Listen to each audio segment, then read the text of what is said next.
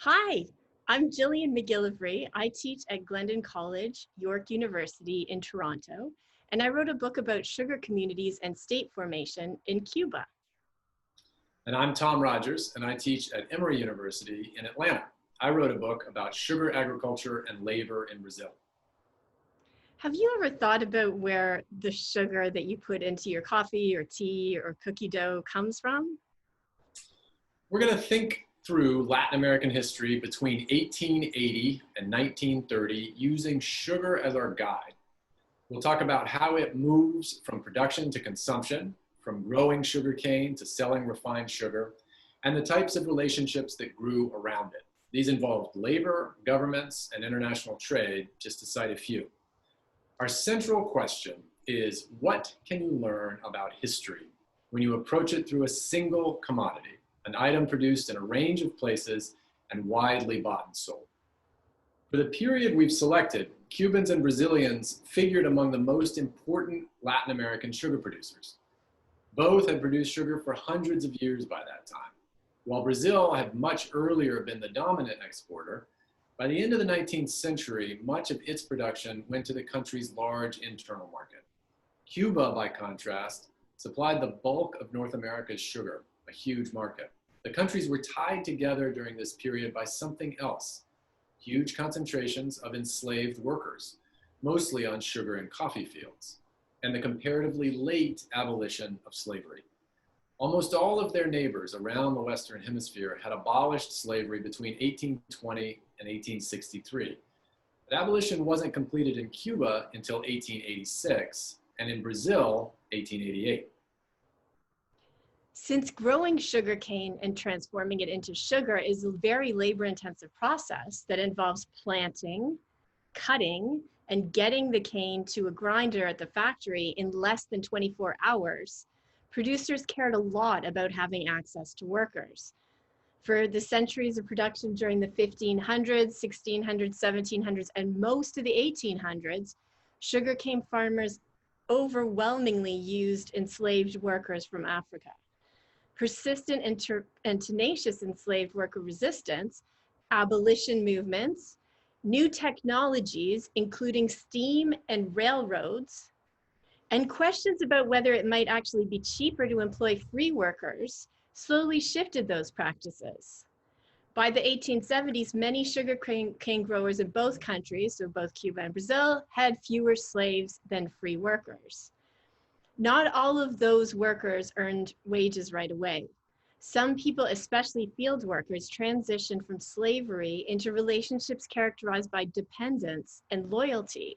For instance, they lived in a house, like the one pictured here, and they grew food crops on land owned by a cane planter or sugar factory owner who demanded in return a specified number of days of field work.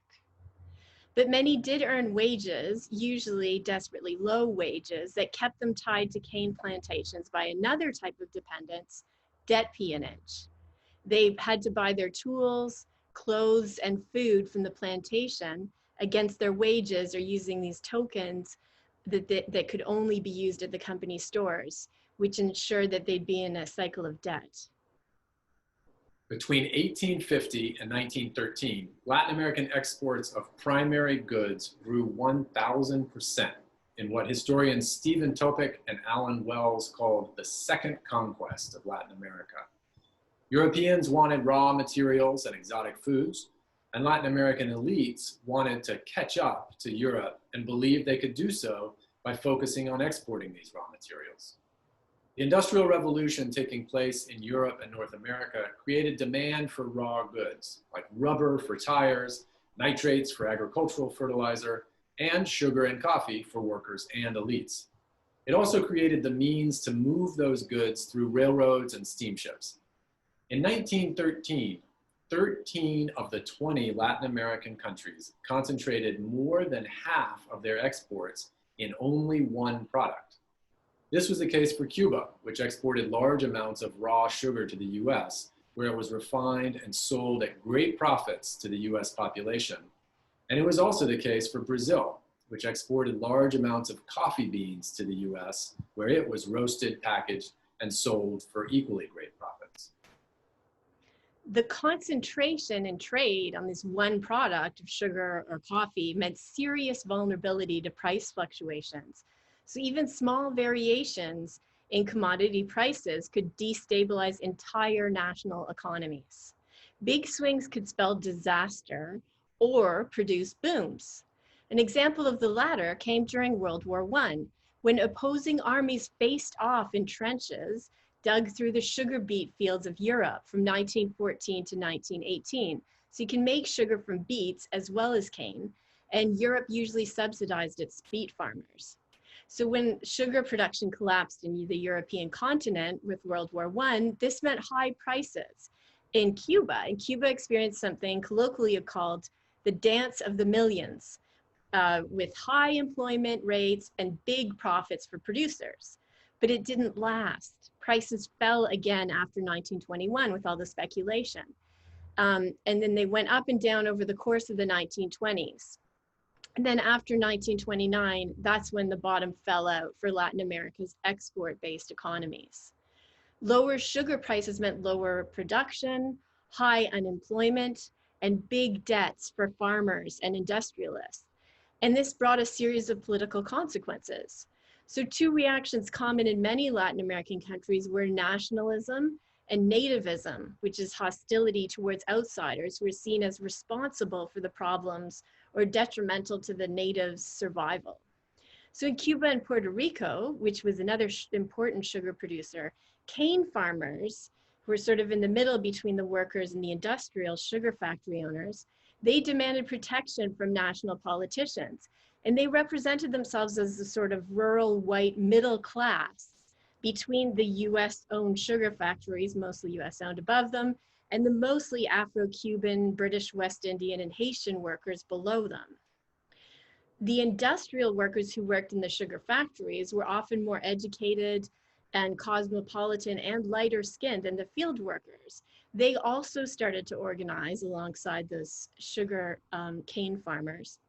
They started to organize unions in the 1920s, like this group of workers from the machine shop at Cuba's giant US-owned CHACRA sugar mill. It was much harder and took longer for the field workers in both Cuba and Brazil to organize and join the struggle for better working conditions, pay, and rights. Politicians in Cuba and Brazil, among other places, responded with nationalism and populism. In Cuba, President Gerardo Machado designed a state capital that was modeled on Washington, D.C.'s, but rumored to be a few inches bigger. And he had roads built to compete with the foreign-owned railroads. In Brazil, this involved new labor legislation that, at least on paper, applied to the sugar workers of Brazil. Here's a 1930s picture where sugar factory workers are thanking Getulio Vargas for his laws. In the same picture, though, we see agrarian workers asking the great Getulio Vargas for justice. We'll have to end our story here because we've run out of time, but as you can see, commodities can give us a window onto the stories of the people who grow, cut, and process them, as well as the politicians who oversee the nations they live in. Thank you.